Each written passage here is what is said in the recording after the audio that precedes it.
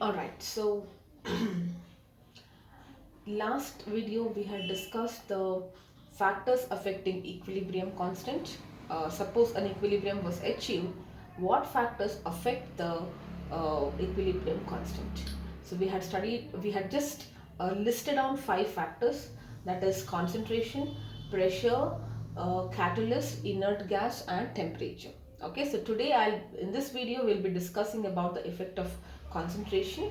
So what happens to the equilibrium if the concentration of a product or a reactant is changed? Okay, so what do I mean by that?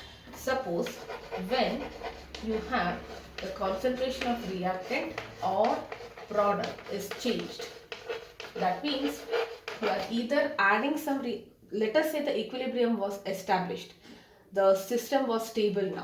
Now you are trying to change the concentration. How do you change the concentration of, it can be of reactant or product or both? And how do you change it? By adding something, some of the reactants or product, or by removing some of the reactants, all of the product, any combination. Okay, so whenever the concentration of reactant and product is changed, what happens to the equilibrium? The equilibrium is also getting affected. Equilibrium is also getting affected. It is like a disturbance which is set. Remember that example when I was trying to balance on a rope, I had already balanced. Now what happens if there is some disturbance? I will try to realign myself and create a new equilibrium. This is like a disturbance now. Alright. So let us understand it under two ways. Alright. So if the concentration is added, this concentration is like a disturbance or a stress. Let us say reactant or product, anything. Okay, you add one, two, either, whatever. If concentration is added, when I say concentration, it can be for a reactant, product, or for both. Then this is like a stress, and this stress is relieved by a net reaction, which consumes the added product. Okay, added substance, let us say. Okay, so what do I mean by that? Suppose if I add, let me take an example where I'm adding a reactant. Okay, now what happens? What is the general reaction? Reactant giving you product. Now if I add a reactant, this is like a disturbance. So the reaction will try to establish a new equilibrium. In how it tries to achieve a new equilibrium, because now my equilibrium is disturbed. There were the concentration of products and the concentration of reactants was constant in the state of equilibrium. When it was constant, I introduced a stress or a disturbance by adding more reactants. Let us say that reactants concentration is increased. Then what happens? Whenever you're adding more reactants, the system will try to manage this new disturbance in a way such that the whatever is added, it is counteracted on it. So if you're adding more reactant to the mixture, then what it will do to set a new equilibrium, it has to use that reactant. So when I say use that reactant, that means the reaction will be in the forward direction. I've added more reactants, the system will try to establish a new equilibrium by consuming the reactant, that is, and in order to consume the reactant, that means the reaction should proceed in the forward direction, because in the forward direction reaction is converted into products. Or the other way around, if you're adding more products, what happens? I can add more products also. Let us say I've got some product, equilibrium is established. Now I'm trying to add more products. Then what happens? If the products becomes more, again it is like a stress, and the system tries to achieve new equilibrium by consuming this product. And if you have to consume the product, that means the product has to be converted into reactants. There is more products, so I have to add more reactants. That means it is in the backward direction. So this is what happens. Okay, now if the concentration of the reactant or product is removed, that means you are removing something. You can add something, you can remove something. This is also like a stress, and this stress is relieved by a reaction which, now you have removed something, so it will try to add it, counteracts. Okay, it adds the removed substance. Okay, now let us say I have removed my reactant. Okay, so equilibrium was established, the concentration of product was constant, reactant was constant. After that, I am trying to remove some reactant. Then what happens? Since the reactant has been removed, there is a change in the equilibrium, or there is a stress introduced in the equilibrium. Because the reactant has been removed now, overall there is more of the products. So how the system manages this disturbance? By adding more reactants. Reactants has been removed, it has to add it back to the system, and if it has to add back, the reaction should proceed in the reverse direction. Or in other case, if the product was removed, for example, product has to be added, whichever was removed has to be added, and if product has to be added, reactants has to be converted into products, or it is in the forward direction. Okay, so this is what it is. So anything is removed, it should add back. Now how to add back? By proceeding the reaction in the favored direction. Okay, so let us take an example. You have H2 plus I2 giving you 2HI, all are gaseous.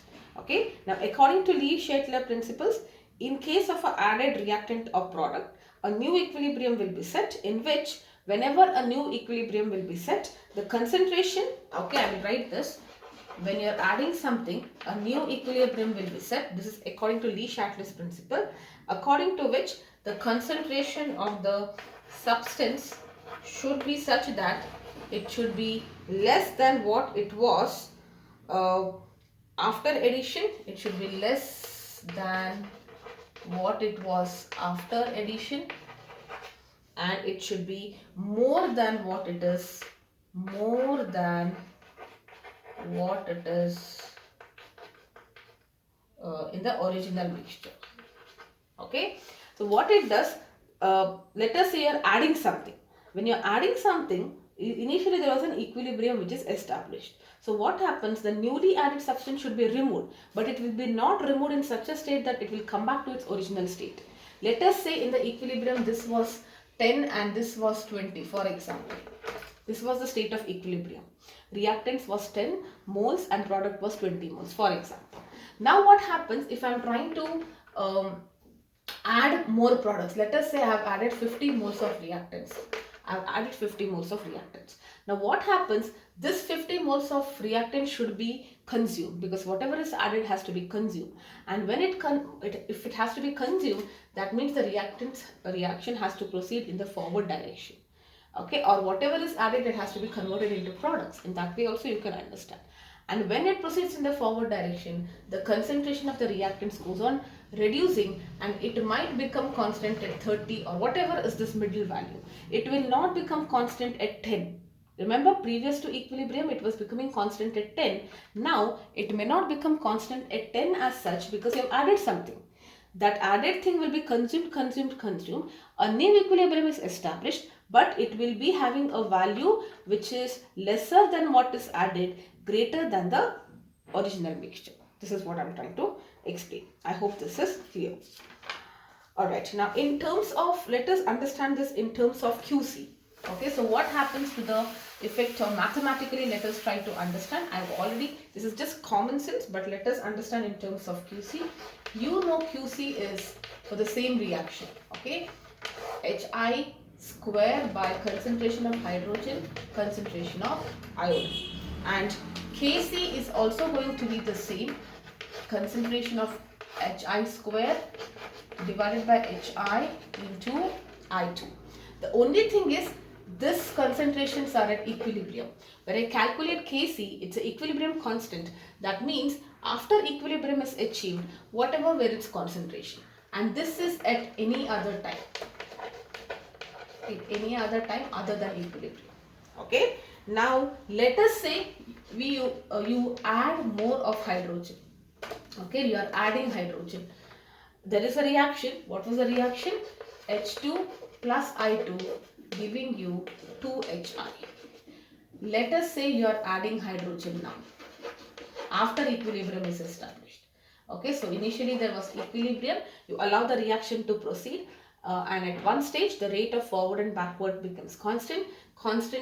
Number of moles of the reactants and products both is being seen. Now what you do, you try to disturb by adding more Hi.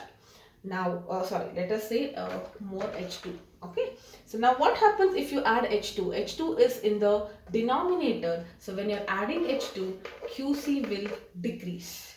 Correct? That means equilibrium is there, QC will decrease. So if when QC decreases, what happens? The equilibrium will shift in forward direction. Why? Because its value has become lesser now.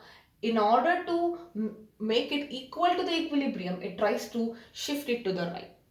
Okay, so, and now don't get confused. This is reaching the same value because this value is constant for the given temperature. Kc is only dependent on temperature. Now, no matter you add reactant after equilibrium, you subtract reactant, anything happens, okay, the ratio remains same.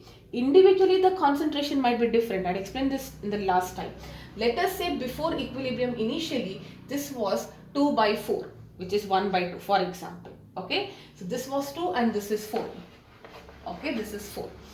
Now when you started adding hydrogen, this was before you added extra hydrogen.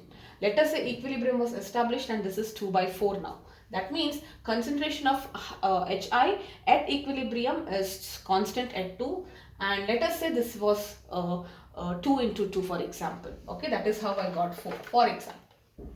Okay, now you add hydrogen. What happens when you add hydrogen? The concentration of hydrogen increases, right? And when the concentration of hydrogen increases, QC value will decrease. Now what do I mean by that? The reaction proceeds in the forward direction. That means there is, at equilibrium, obviously there will be more products formed, and you have already added more hydrogen, so more hydrogen will also be formed. Overall, there is a shift, but the ratio, maybe it is 3 by 6 or something like that. I'm just giving an example. Okay, because you have added something, that doesn't mean the concentration remains constant at equilibrium. There is a new equilibrium. Initially it was fixed at 2 and 4, but now it is fixed at 3 by C. But however, Kc value will be the same. Kc value will only change if temperature is affected. Okay, so I hope this is clear. Similarly, if you remove hydrogen, what happens? This is becoming less, so QC becomes more. QC becomes more than Kc. So, in order to become equal, let us say Kc was 2, QC is now 3. So, it has to decrease. That means the reaction has to proceed in a backward direction. Alright? So, this is what it is. It's very simple. You just refer this or use your common sense. If the product is added, this becomes more and QC becomes more. So, it's in the backward. This you already know. If QC is becoming more, then it is proceeding in a backward direction. Okay, so let us now understand the commercial applications where it is being used. In the Haber's process for the manufacture of ammonia. You know Haber's process, nitrogen plus hydrogen giving you ammonia. Okay, now what happens? Initially there will be, what is the purpose? I need to get more and more ammonia from nitrogen and hydrogen. Initially you will be getting some decent quantity of ammonia, but then as and when the rate of backward reaction also starts increasing, forward reaction will decrease, backward reaction will increase, and when the two rates become equal, that is when you say equilibrium is established. Once equilibrium is established, the ammonia or the product is constant now. You are no longer getting ammonia. Let us say you had got 10 moles of ammonia. After equilibrium, it will continue to be in 10 moles. Then what is the point in having this reaction? Okay, actually reaction is happening. This is converted back, this is converted back. Okay, this is what is happening, but we are not getting any yield. So what do? We try to remove ammonia. As and when it is formed, we try to remove ammonia from the equilibrium mixture by liquefying it. Okay, you just condense it, liquefy it, you remove ammonia. Now what happens when ammonia is removed? There is less of ammonia, so the system, there is a disturbance. The system tries to balance it by adding more ammonia. And if more ammonia has to be added, that means the reaction should proceed in the forward direction. So if you keep removing ammonia, the reaction proceeds and you're getting lot and lot of ammonia. Alright. Similarly, in the manufacture of lime from calcium carbonate, this is your calcium carbonate. It is giving you lime plus carbon dioxide. Okay, this is the decomposition. So the purpose is to get more lime here. Now when an equilibrium establishes, this concentration becomes constant and the reaction is happening but you're not getting any yield. So this is being constantly removed. Carbon dioxide is being constantly removed and from the kiln, and what happens if you remove the carbon dioxide concentration gets lesser and the system tries to compensate it by adding more carbon dioxide. So the reaction will proceed in the forward direction. But our interest is to get this. We just want the reaction to be proceeding in the forward direction. Or you can even talk about this. The product is becoming lesser. That means QC is lesser. Reaction in the forward direction. Okay, everything is related. Yes. Also, let us now understand with the help of an experiment. Okay, the same thing in your textbook also. This is the basics, alright. What happens when you add or remove?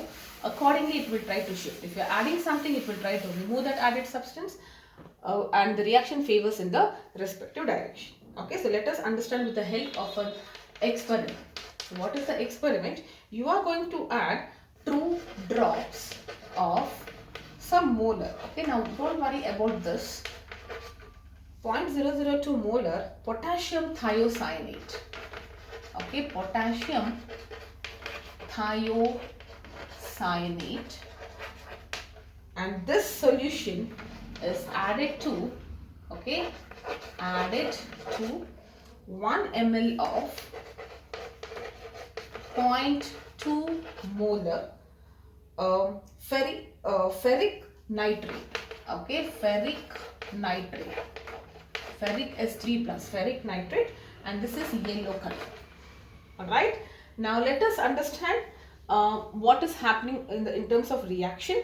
So you have ferric ions in the ferric nitrate solution. These both are solutions, okay, that react with potassium thiocyanate, which has thiocyanate ions.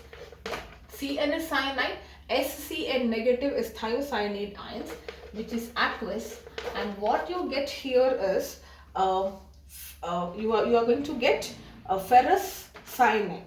Okay, FeSCN minus ions, and overall it is 2 plus ferrous cyanide. Okay, this is ferric ions, this is ferrous cyanide ions. Cyanate ions, yes. Okay, now this is going to be, this is a yellow color solution. This is not having any color, and this is ferrous. It is ferrous and thiocyanate giving you deep red color. Okay. Now what happens initially if the reaction is proceeding in the forward direction? So you are getting a deeper.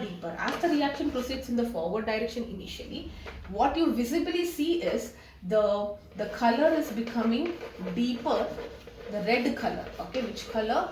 Red color is becoming deeper, and then it becomes constant at equilibrium. That means the color is fixed at constant at equilibrium. You are getting one shade of red at equilibrium, and that color is not gonna change. Initially the yellow color is slowly transforming into red color as the reaction is proceeding, and at equilibrium it becomes constant red.